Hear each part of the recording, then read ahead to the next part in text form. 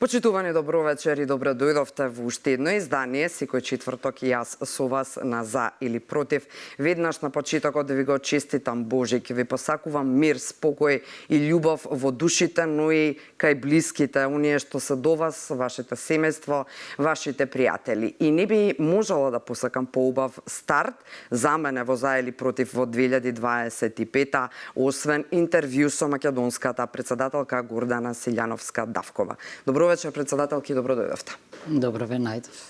Во духот на празниците, новата година почнува со Божик и е еден од најубавите денови и периоди кај христијаните, особено во Македонија и нашата традиција. Значи, во духот на Божик, кога си ги посакавте желбите за нова година, за Божик, за себе, за најблиските, приватните желби, нивното исполнување, верувате дека ќе биде во името на Бога или лично вие ќе бидете заслужни за остварувањето на вашите желби? Верувате во Бога или во себе? Па видете сега, во бајцата Бог води.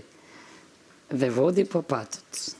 Може вие да скршнете од патот, ама ќе бидете опоменати. Значи со Божји благослов и со Божја волја ќе кориме кон што? Кон добро, кон правда, кон мир, кон нешта што најчесто ги нема. Минатата година беше година на клучни промени. Зошто година на клучни промени? Бидејќи најсуштествениот можеби период за Македонија беше лани, оти дерогираноста на системот е до тој степен да не можеше повеќе да се издржи тој начин на живот, такво екзистирање на државата во институционална смисла. Вие седнавте во Велаводно минатата година, неколку месеци сте веќе таму. Дали за себе можете искрено да кажете дека сте баш таков шеф на државата, каков што верувавте дека децении наназад заслужува Македонија да има? Од оваа перспектива. Не би можела да сама за себе такво нешто да кажам. Би било многу самобендисано или егоцентрично. Меѓутоа се обидувам да бидам поинаква. Или се обидувам она на што сум укажувала, да не го повторувам, односно да го правам она што мислам дека народот, односно граѓаните го очекува. Значи, нешто сосема поинако, не по-старо, по-ново, поинакво. И мислам дека тоа и не е тешко да се прави, ако се верува и ако се знае. А се разбира дека граѓаните можат да оценат со ваша помош дали навистина тоа што јас или останатите сметаме дека е ново и поинакво или спротивно на тоа што било претходно правено, навистина е така. Но еден обичен податок ќе ви дадам. Денови веќе треба да примам кај себе научници од највисок ранг. Оние што објавувале во Томсон Ройтерс, кои се најцитирани и така натаму. И видов два списоци. Велам, не ми е јасно.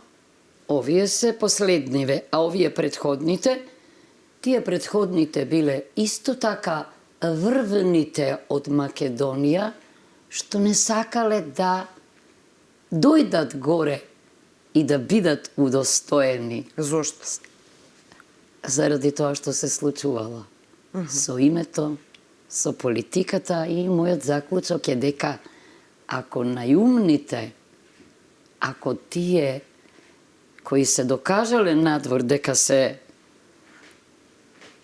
во науката исто толку европејци или американци како останатите, дека се рамноправни, дека се компетитивни, дека се почитувани, навистина биле критични кон нештата, а дошло до промени, тоа значи дека е промената вистинската.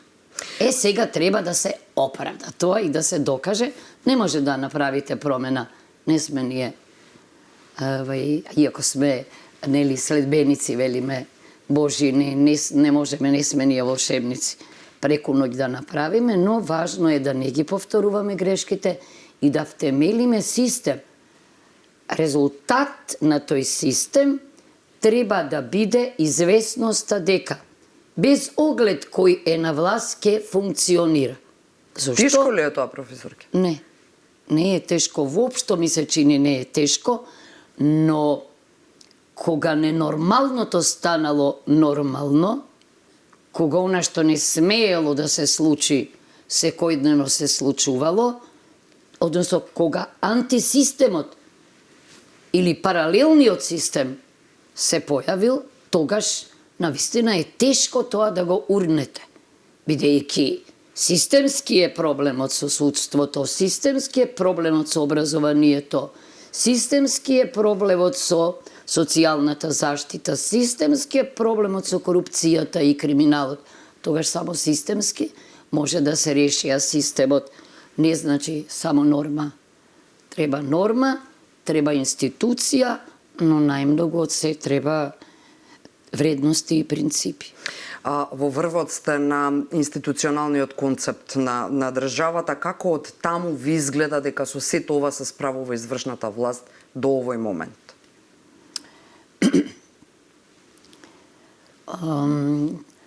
Прво, токму денеска зборувавме,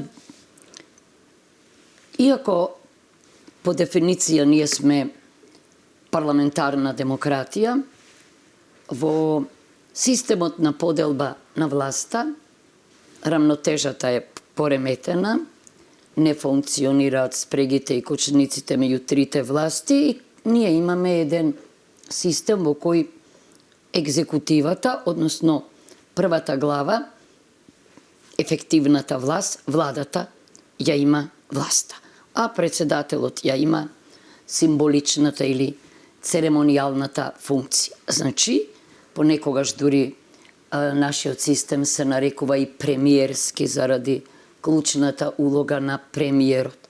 Затоа е многу важно, нешто вие сами знаете, сте учеле англичаните што велат, нели, месечината меѓу малите звезди, Луна Интер, Стелас Минорес, е премиерот.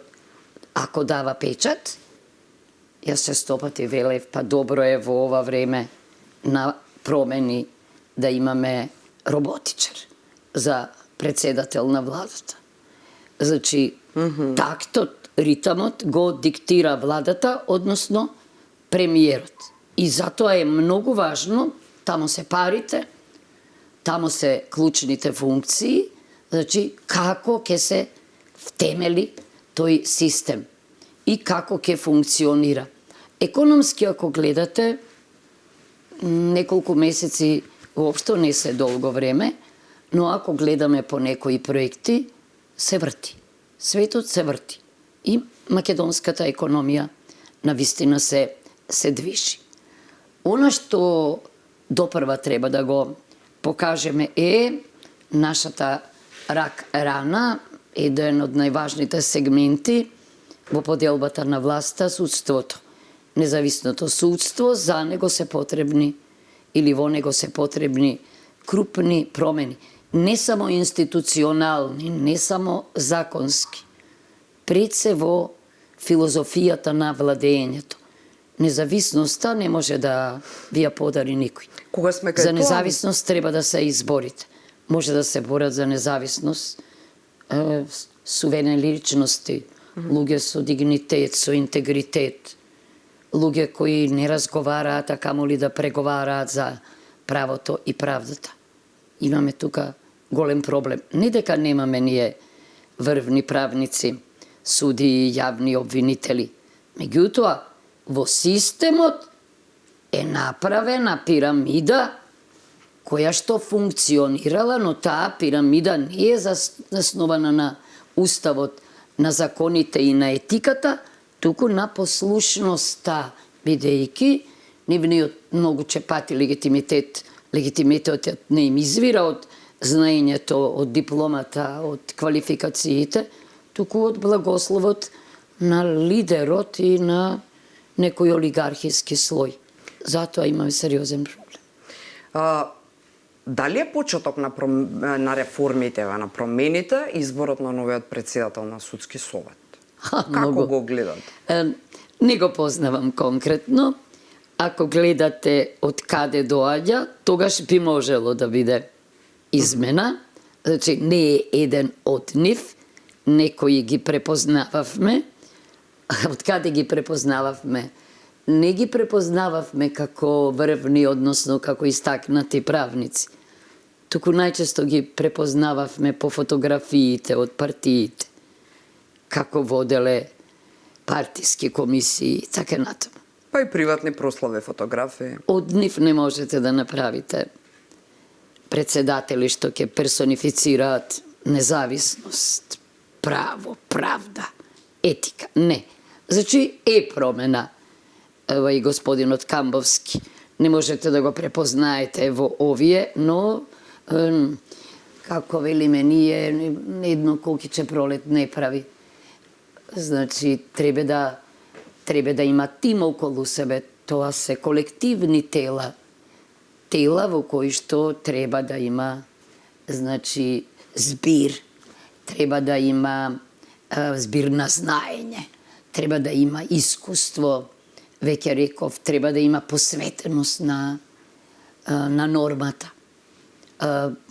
За тоа треба група. Се уште во судскиот совет и во советот за јавните обвинители, значи има реликти, остатоци од претходното однесување, но најважното е, значи, тие не се манифестира, не се докажа како тела што ќе бидат филтер за најдобрите судии или во случајот на Советот за јавни обвинители, дека цело време ќе ја потенцираат одговорноста, дека ќе може да ги разрешат оние кои што не судат според уставот и законите.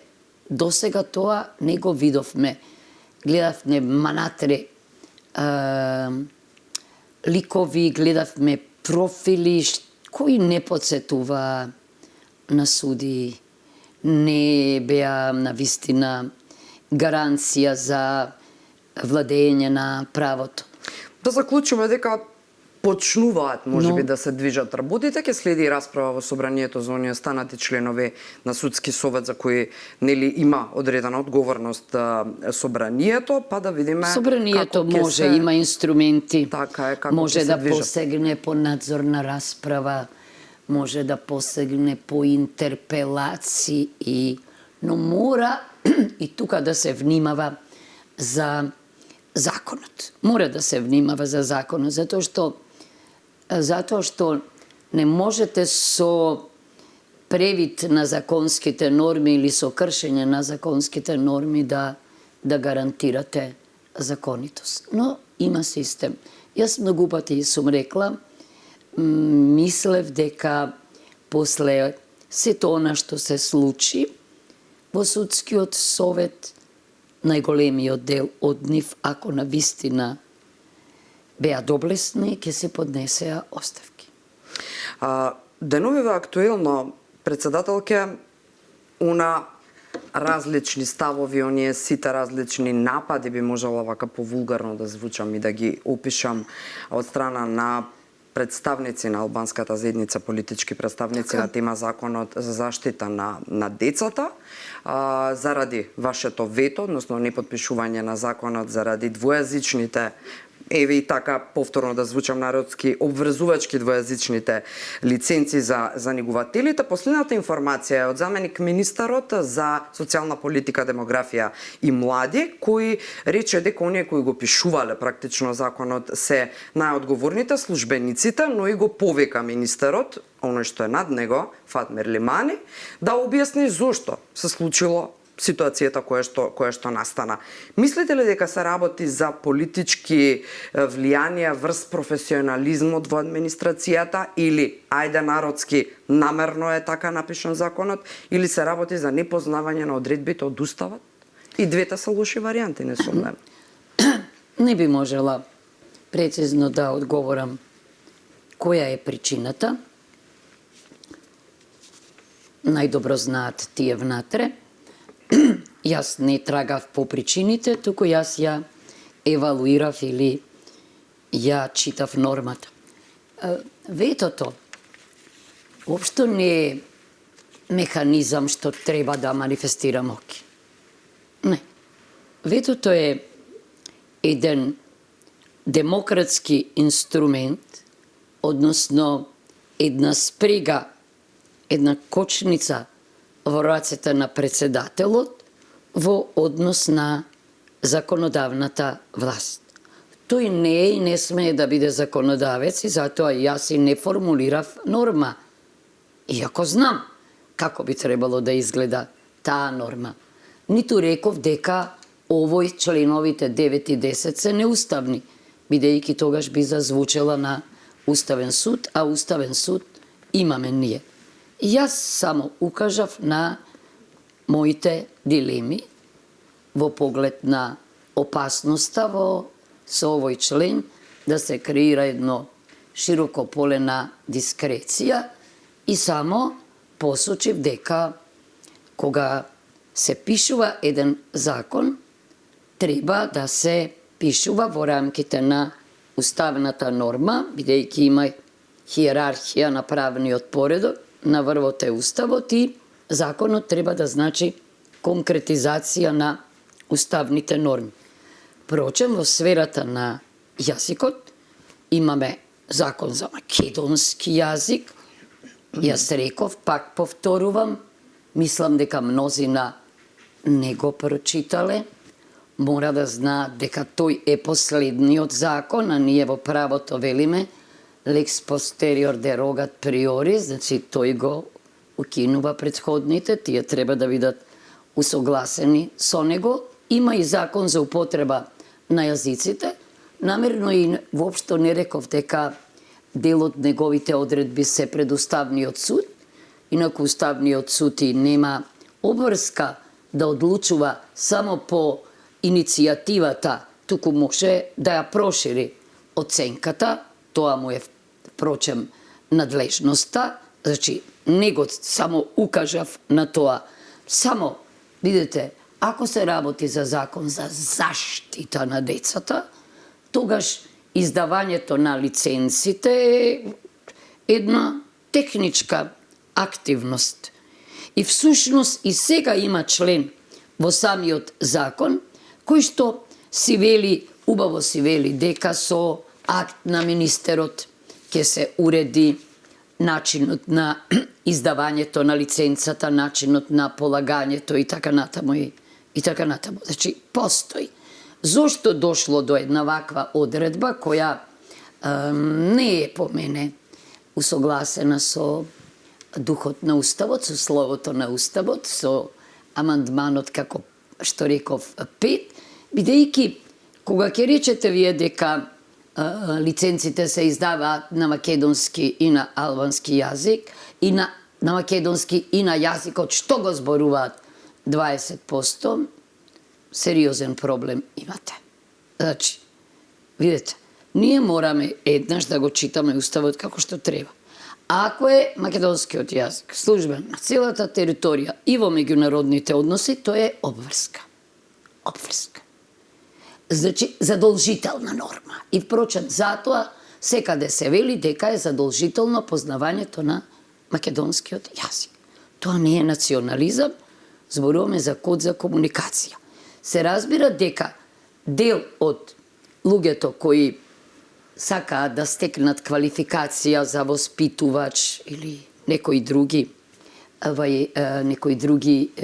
занимања, а им е потребна лиценца, во моментов, не знам, податокот е дека над 200 или не знам колку имало барања, не можеле луѓе да си остварат. Да, ја има зборувано заменик министерот и во ова студио, не ми текнува на бројката, значи, дека изгрешиле, но како да се не можеме ние да им оневозможиме на луѓето, меѓу нив се разбира, сигурно има и албанци, односно луѓе кои го зборуваат јазикот, како што вели рамковниот договор и Уставот, најмалку 20%, и тие имаат право, значи, исто така, кога ќе го полагаат јазикот на албански јазик, да добијат лиценца и на албански. Но, покрај на македонски јазик. како што тргнале работиве, ако продолжиме ние, ќе не можеме да се разбереме без преведувач. Зошто го велам јас ова дека е многу важно? Мора да има секогаш на било кој документ, закон, одлука, автентична верзија. Многу логично е да биде автентичната верзија онаа на македонски јазик. Ние сме се соочиле со договори, рамковниот, преспанскиот. Автентичната верзија беше на англиски јазик. Не случајно ја напишале.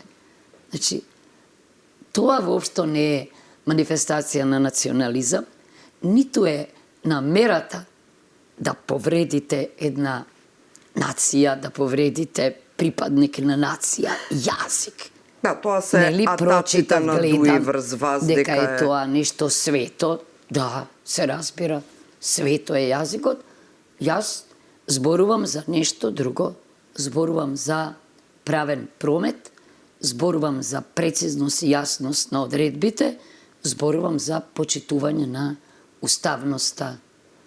И тоа е нешто што треба за секого да важи, ако сакаме навистина да живееме во правна држава, оти правната држава е пристојна држава.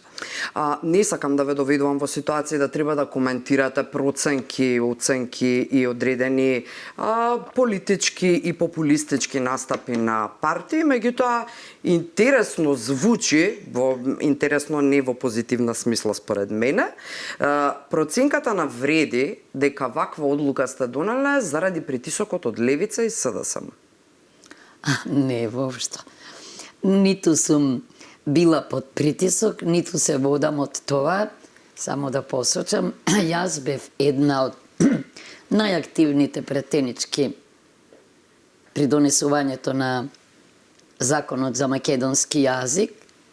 Морам да кажам дека на законот му претходеше расправа, научна, стручна, дека расправата ја иницираше Министерството тогаш за образование, односно Министерката за образование. Дебатиравме со компаративни искуства, со анализи, значи под никаков притисок ниту сум донела, ниту пак ќе донесам некој акт, а камоли да ставам вето. Тама на работа. Впрочем, јас воопшто и може би не бев директно запозната со нивните активности, бидејќи во скратена постапка одеше законот, нели? Не можеше да имаме увид. Кога дојде кај мене законот, јас го проучив, се разбира, се консултирав со луѓе од мојата област кои ја знаат оваа материја. Впрочем, тоа е и моја специјалност. И самата сум била подпредседателка на подкомисијата за малцинства во Венецијанската комисија. Позната ми е таа проблематика и се водев од уставната норма и од ништо друго. Затоа и посегнав по тоа. Тоа не го направив, реков и претходно, заради манифестирање на моќ. Напротив, го споменавте заменик министерот. Да, јас го информирав заменик министерот, разговарав и со министерот за правда, разговарав и со премиерот и им кажав која ми е намерата. Мислам дека сосема... Македонската јавност не е научена, председателке, да гледа еден ваков тип на... тоа е новото. Ете така, ваков тип на репарирање на нештота, реакција на председател кој не сака во даден момент да подпише одреден закон и тоа мирно се прифаќа од владата без да се прават фанфарски манифестации околу сето тоа и се реагира онака како што треба на крајот на денот и на крајот од краиштата заради заштитата на правата на граѓаните прети се и тоа така функционира. Значи, Искра, не е ветото санкција. Не е ветото казна. Не. Ветото е демократски инструмент кој ќе им овозможи на пратениците уште еднаш да го прочитаат текстот за кој гласале, но сега низ призма на забелешките на председателот. Така е секаде. И ветото функционира. Да, не може да остане незабележана ваквата демократска промена, односно функционалност на системот, која се надеваме дека ќе истрае, па дури за други уште многу почувствителни закони.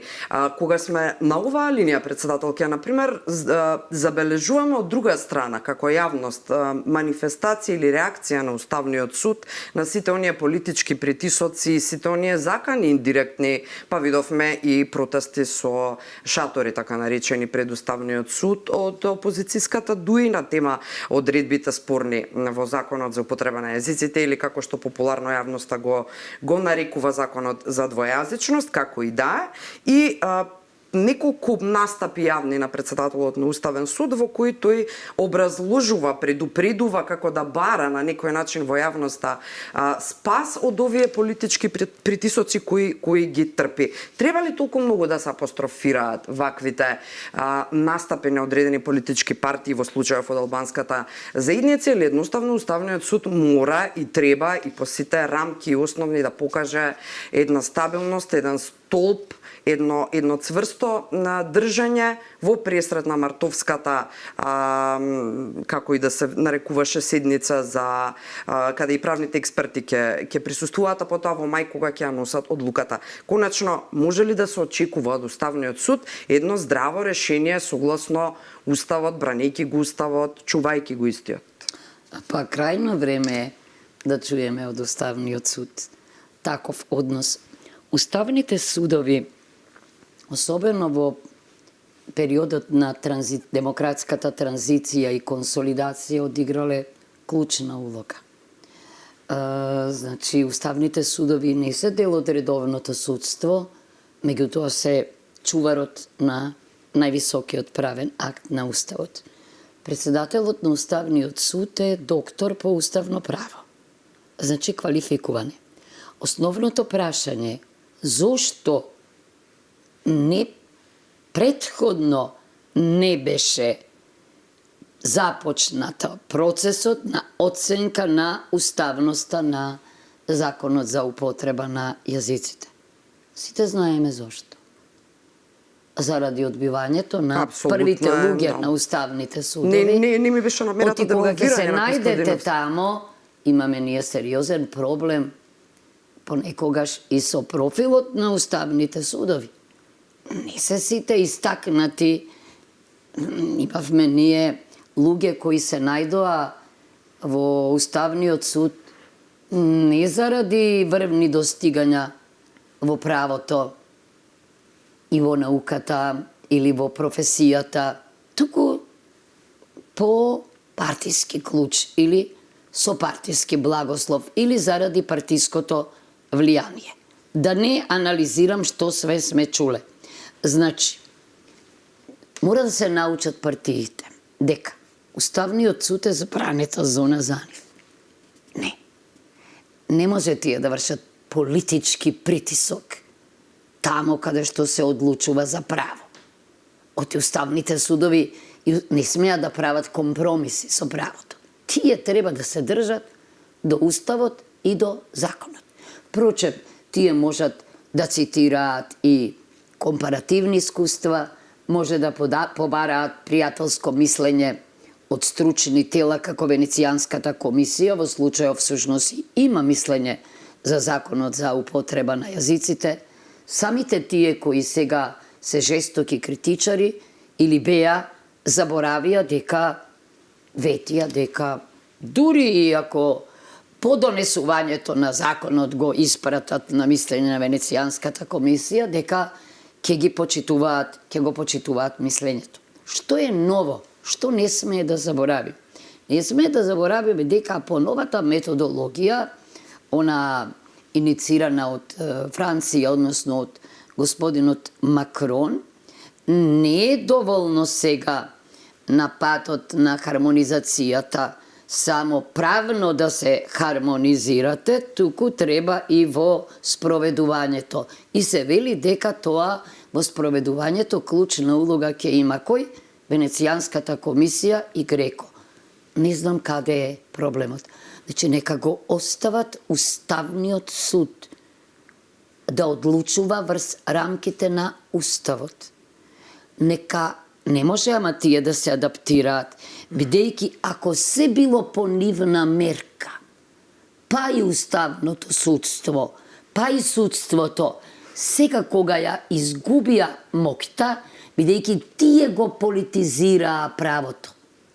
Наместо правото, значи да ја легалната димензија да ја промовира секаде Уставниот суд преку одлуките, бидејќи неговите одлуки се конечни и извршни, ние си дозволуваме да биде под постојан притисок. Затоа и јас се воздржував во зборовите да звучам како Уставен суд, ако дојде, се разбира, до оценка на законот, бидејќи може да дојде законот, ако не ставев јас вето, можеше да се најде пред Уставниот суд, се разбира. Значи, крајно време е политичарите да се однесуваат или да креираат политика во границите на правото. Можам ли да извлечам нешто повеќе на темава, ако ве прашам? Можете што сакате, вие сте. Ако ве прашам, што очекувате дека ќе одлучи Уставниот суд во врска со законот за јазици во март? Не знам. Односно мај. Не знам што ќе одлучи, не сакам да влијам на него. Знам дека ќе има јавна расправа, знам дека освен предлагачите ќе бидат повикани и оние кои се против. Многу би сакала, не можам, а иначе да. И јас сум пишувала за законот за употреба на јазиците. Јас имам став за законот за употреба на јазиците. И тогаш укажував дека не постои заедничка јазична политика во ЕУ. Ако е така, значи не можете да посегнете по скратена постапка, бидејќи не можете да хармонизирате. Замислете каде ќе ги лоцирате во јазичните политики една Франција или Грција или Бугарија или Украина, например. Значи, нема јазична политика. Според тоа, ако нема јазична политика, треба да се движиме во рамките на двата клучни документи. Тоа е Конвенцијата за заштита на правата на малцинствата и Конвенцијата за регионални и малцински јазици. Тоа е просторот. Тамо се стандардите. Го споменавте неколку пати рамковниот договор, токму тоа е и алибито, условно речено реторичкото алиби на ДУИ, дека се задира во рамковниот, односно дека се крши истиот преку ова иницијатива, овој процес тргнат кон законот за двојазичност. Знам дека за ова многу пати не искра, тоа е партиска интерпретација невалидна на рамковниот договор. Секој од граѓаните може да го прочита рамковниот договор, не треба да сте правник, можеби, за да му ја видите логиката, но апсолутно некој си го чита рамковниот договор така како што си сака. Сега тие го внесоа и во преамбулата рамковниот договор и тука ние направивме невиден преседан. Замислете, правите амандмани врзани за преспанскиот договор, ама покрај тие амандмани, ајде и рамковниот договор го внесувате. Всушност, рамковниот договор во целина беше имплантиран, беше инкорпориран во самиот устав. Правиме многу куса пауза за реклами, се враќаме за само неколку минути. Почитувани председателката на Македонија Гордана Силјановска-Давкова вечерва во за или против. Останете тука.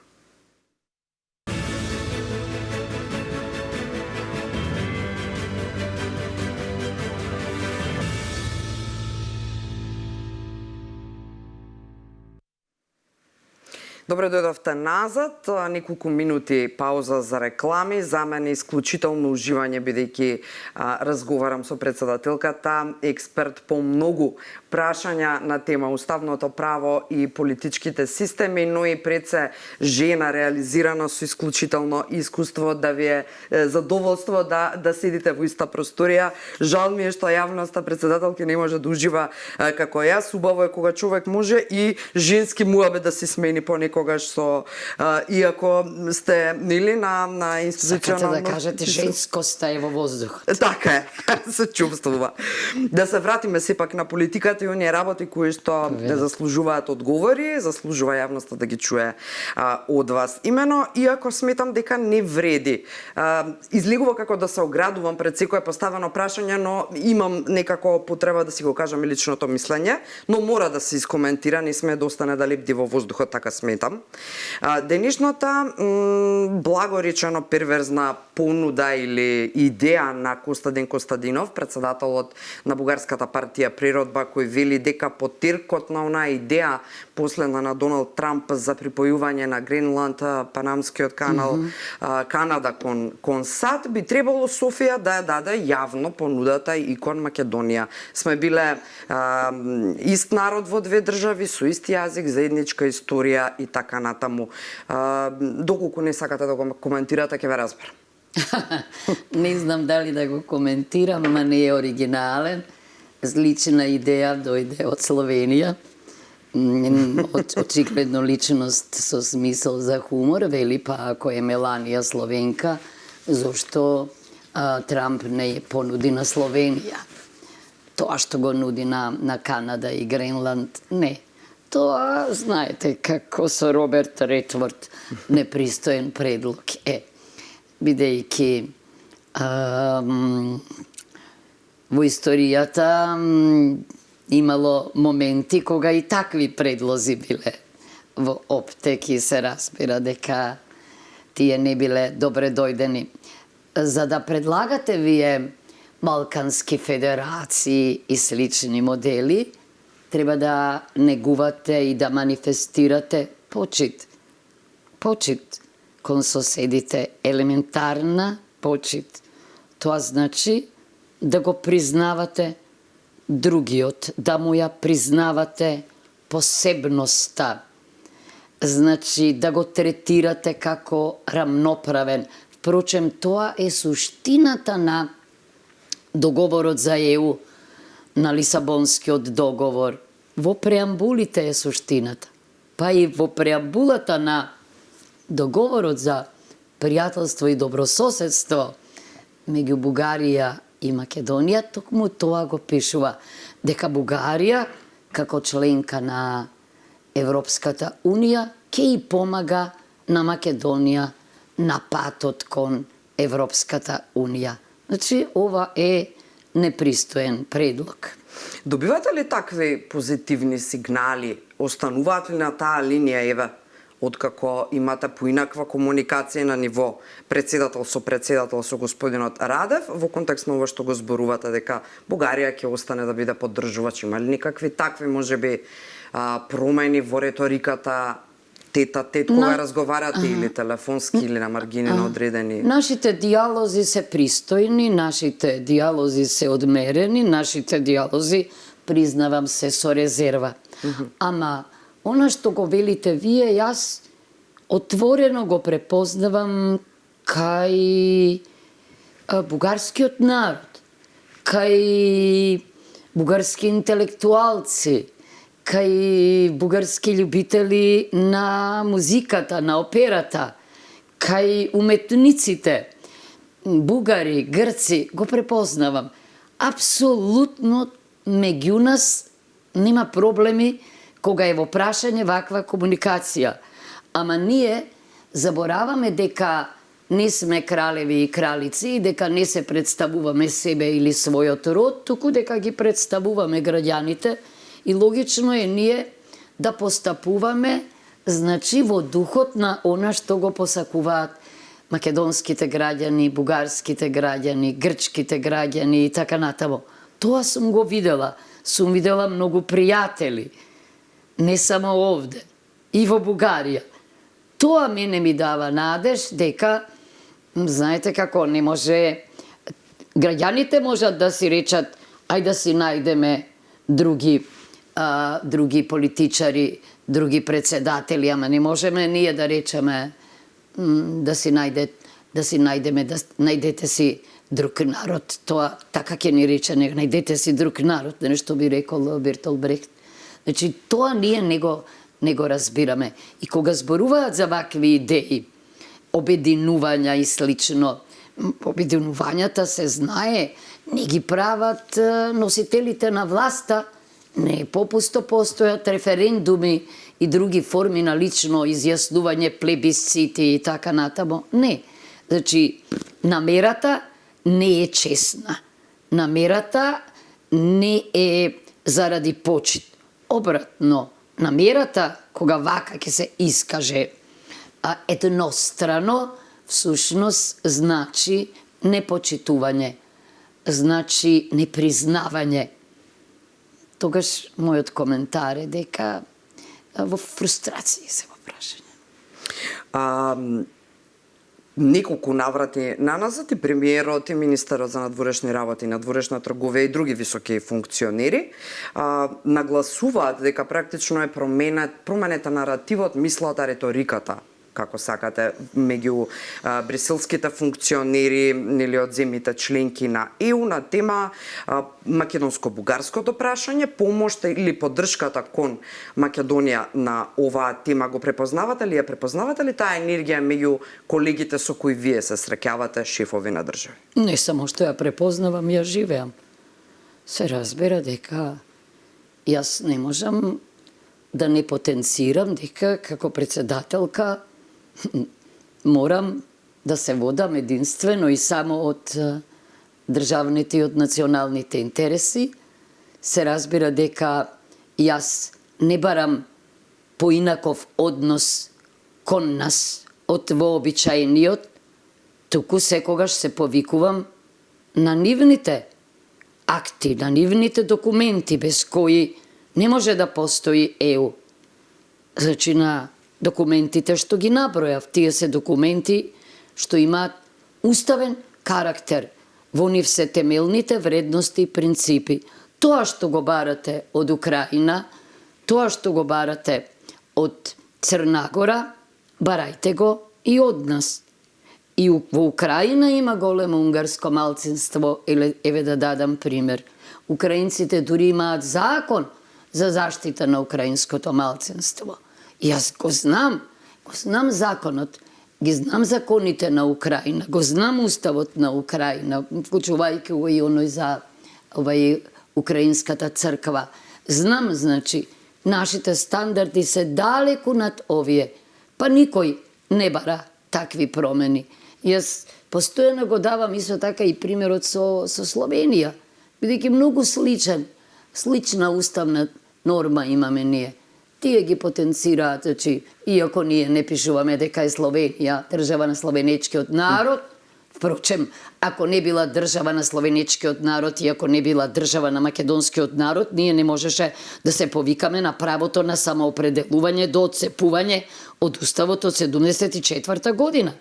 И сите се повикуваат на тоа право и вели дека е држава на словенечкиот народ, на италијанската и на унгарската заедница и на други.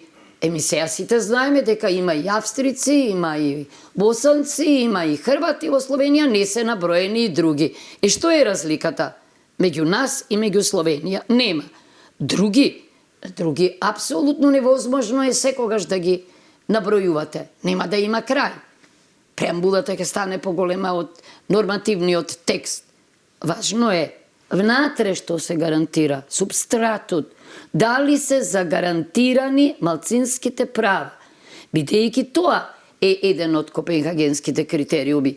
Почитувањето на човековите слободи и права, вклучувајќи ги и малцинските права. Дали се почитуваат? Да. Кај нас се почитуваат. И повеќе од тоа. Член 48, амандман 8, значи се почитуваат.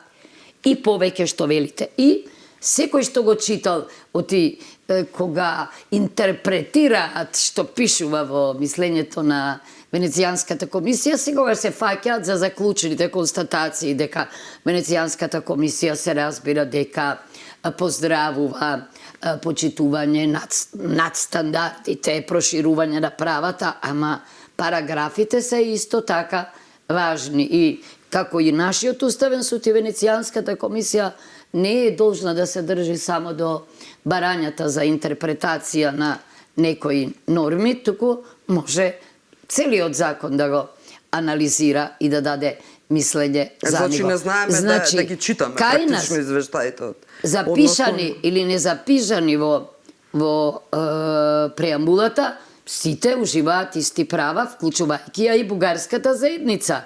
Партија има, се може да има, што здруженија да има. Значи се може што може и некој друг. Но од друга страна, страшна хипокризија е европски цинизам, вие да имате членка за која не важат пресудите на судот во Страсбург. А вие сте пристапиле кон Конвенцијата за човекови права и сте ја признале юрисдикцијата на судот во Страсбург. Можете да замислите што значи тоа. Предлози сериозни има да се превземат кон овие држави санкции, да се исклучуваат од Советот на Европа, најстарата европска институција. Значи, затоа јас сакам пристојна еден инспиративен политички систем, демократски како ЕУ, не смее селективно да се однесува кон принципите и вредностите. Ги упати Хрватска и Словенија на арбитраж, така? Така. Нашето искуство покажува дека секогаш кога сме се нашле пред суд, ние сме добивале. Ама ние и пресуда добивме, па пресудата не важеше, коментарот беше, па прашањето е политичко. Па не е само политичко. Прашањето е и правно, се разбира. Да, прашањето е во неинсистирањето кај нас, како домашни авторитети, да се подсетуваме на овие пресуди. Ние дали заради фрустрациите, комплексите од пониска вредност, или може би заради очараноста, восхитеноста од комплиментите кога ќе ви ги дадат, а знаете дека не ги заслужувате, а вие почнувате да верувате дека сте профил на Нобеловец и се што ќе ви предложат прифаќате. Или кога самите сте фрустрирани, па мислите дека со несоодветен хумор, со насмевка, со коментар ќе го решите проблемот. Не. Нема во преговорите, да, светот се разбира, сега гледаме дека е препуштен во раците на големите држави, затоа се потребни реформи и во ЕУ, и во Обединетите нации, и тие се во криза, тоа е очигледно. Секаква криза, економска, политичка, војна ни се случува нам, војна се случува во светот. Најголемиот срам за човештво тоа што се однесува до јазикот.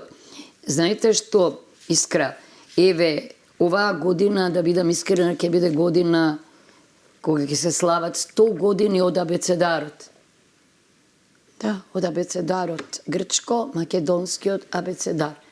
И па еве, ќе го препечати сигурно Мантица или ќе го промовира повторно Виктор Фридман, предпоставувам во Атина, па да видиме дали е тоа бугарски, не, македонски јазик. На сите им е јасно. Па сега, ако е за некого света работа јазикот, за сите е јазикот. Татковина и треба да се почитува. На тема овие глобални светски промени, сето она, го начнавте прашањето, војните и сите оние срамови на човештвото, да. Апсолутно на 21. век имаме една нова идеја од Трамп, ја споменав уште и во претходното прашање за припојување, значи на Гренланд, Панамскиот канал и Канада кон САД. Да, многумина и сега се смеат едноставно во јавноста, не го доживуваат сериозно како такво, но пак од друга страна реакциите очекувано на шефовите на овие споменати држави не се пријатни за читање и за слушање, односно во целава оваа страшна состојба во која светот се наоѓа, што ова сега може да донесе? Како ви изгледа? Па видите, сериозно ли? или звучи? Нам на председателите на малите држави се разбира, никогаш не би ни паднало на ум да си дозволиме зборови. Но председателите на големите држави, како што гледате, може што сакаат да кажат и што сакаат да предложат. Меѓутоа, факт е дека сепак постојат Обединети нации, постои Генерално собрание, постои Совет за безбедност, постојат органите на Европската Унија. Се знае како се стапува во сојуз со други држави. Впрочем, тоа не е забрането. И во нашиот устав има член кој што овозможува да стапите во сојуз со други држави, ама има и постапка. И таа никогаш не завршува само со одлуката на Конгресот или на собранието, туку се разбира на референдум оди. Значи, во овој, како би рекле, Тукидитов свет, представниците на големите сили можат што сакаат да предлагаат. Но нашто е интересно, како реагираат европските држави на некои од овие идеи. На американските веднаш велат дека е тоа мешање во внатрешните работи. И сега јас, вака од страна, кога гледам, нели занемена, си велам, па ако е ова мешање во внатрешните работи, какво ли мешање во внатрешните работи на малите држави е да им речете дека треба да го сменат уставот за да станат членка на Европската Унија, и тоа не за да се стандардизираат со ЕУ, туку да внесат некои невообичаени решенија. Одлична порака, но имаме време за уште една. Не е ова крајната, сакам само да ве прашам уште едно прашање, односно за толку имаме и време. Една од поприлично актуелните и суштински теми е спојувањето на агенцијата, законот, односно кој што се креира за спојување на Агенцијата за национална безбедност и Агенцијата за разузнавање. Тука имавме дебата во за или против, баш на тема за или против, кои се аргументите на едната и на другата страна, во смисла дали конечно, председателке ми е прашањето, бидејќи под вас е директно, народски речено, Агенцијата за разузнавање, дали конечно, кога ќе се реализира ова сценарио, можеме да очекуваме безбедносни служби или безбедносна служба во баш служба за штитење на човековите права на македонските граѓани, безбедност на државата, а не служба во рацете на политичката моќ, односно во рацете на власт. Тешко може да ви одговорам искрено ова. Прво, јас не сум експертка за безбедносни служби, но и да сум, дури и како председателка, јас имам надлежност да го именувам директорот на Агенцијата за разузнавање, а таа се занимава со надворешните безбедносни закани или она што е важно за нас. Значи, никој не може да рече дека спојувањето сигурно ќе доведе до редуцирање или до најдобри решенија во поглед на безбедноста внатре и кон надвор. Тоа не може, бидејќи времето покажува. Значи, јас затоа велам дека не сакам да зборувам за нешто што е потенцијално, што е програмска определба. Да, јас следам дебати експертски и си бележам за, против. Знам дека има држави каде што има и обединети служби, знам дека има и држави каде што има разединети служби. Значи, тоа закон јас не предлагам, закон јас не носам. Тоа е надлежноста на собранието. Вакви, доколку дојде до ваков предлог, тој закон мора да оди во редовна постапка, мора да има широка расправа, парламентарна, вонпарламентарна, научна, политичка, секаква. Нужен е консензус, нужно е да се измерат на вагата сите аргументи за и против. Најважното и од она што го слушам, и од самата што го мислам е секогаш да има механизми на контрола. Оти, опасност постои во чудовишни организации некаде да се во држави да се развијат овие служби. Значи, тоа е нешто што мора да се има во предвид и тогаш нека одмерат пратениците пред да одлучат, но јас во моментов реалноста е таа, има различни две агенции, јас имам комуникација со една од нив, бидејќи сум ги именувала првиот и вториот човек на агенцијата за разузнавање. Од нив добивам информации, добро мислам дека ја вршат работата, а останатото, кажувам, го оставам на демократската процедура, на демократската дебата. Не смее да се наметнуваат решенија, не смее да навиваме однапред, без да ги анализираме сите параметри, бидејќи мислам дека тоа ќе доведе до поделби. Треба ние да веруваме дека она што го креираме, навистина, не само што е засновано на консензус, не само што е засновано на разбирање, туку и дека гарантира исчекор, дека ќе ја подобри безбедносната ситуација, но никако не можеме навивачки да се однесуваме. Барем не јас. Ниту ми е тоа надлежност, велам, ниту имам познавања од тоа. Единствено што можам, нели, ветото да го употребам, например, ако има решенија за кои мислам дека се недемократски или дека се опасни. Но треба да се научиме ние да дебатираме, а се дебатира со аргументи. И со знаење. Што и посакавте на Македонија за 2025? Што и посакувам на Македонија? Да биде, многу пати сум рекла, тоа што им го посакав и на младите, и многу ми се бенди са таа емисија со Кики, морам да кажам.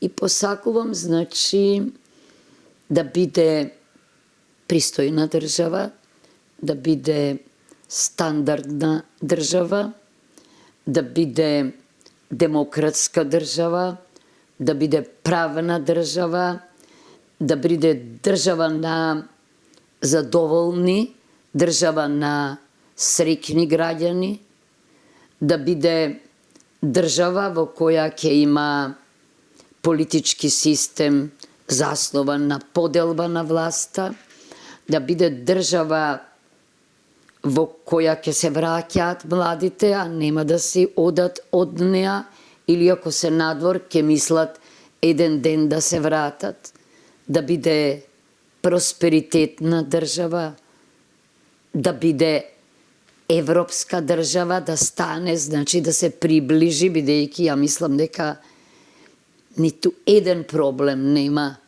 за ние да не ги почнеме преговорите и да почнеме да докажуваме дека сме ги разбрале копенхагенските критериуми и дека сме спремни да ги примениме. Повторно тоа не пресушна мисла на мојот колега, на мојот професор Ѓорѓе Марјановиќ за пристојно место за живење.